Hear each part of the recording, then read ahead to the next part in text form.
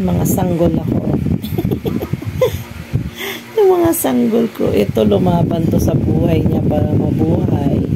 Ngayon, pangalan niya si Fighter.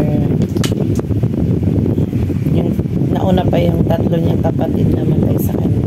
Pero iniisip namin noon, ito ang mamatay. Pero lumaban to. Tapos ito yung bunso namin.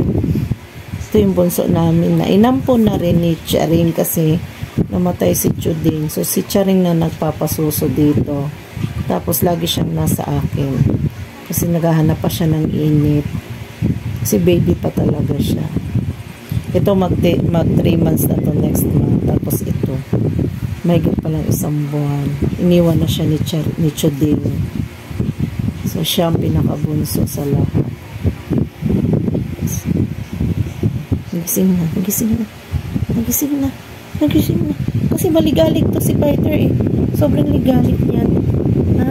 Sobrang ligalig ng bata na yan. Ayaw patalo niyan.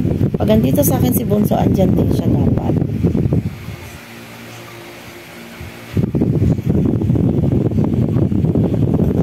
Hello!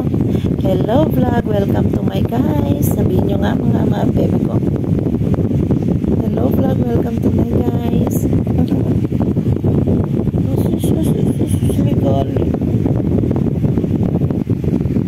Dede na? Dede na Bunso? Sus, nag-inat na po. Inat na siya. Oh. No Fighter ha. Kagising lang ni Bunso. Wala pa sa mood yan.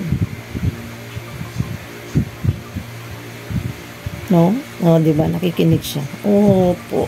Opo, meow lang. Sabi ni Fighter. Yes, meow lang. Sweet. Nigalig mo raw kasi ate eh. Sabi ni Bunso.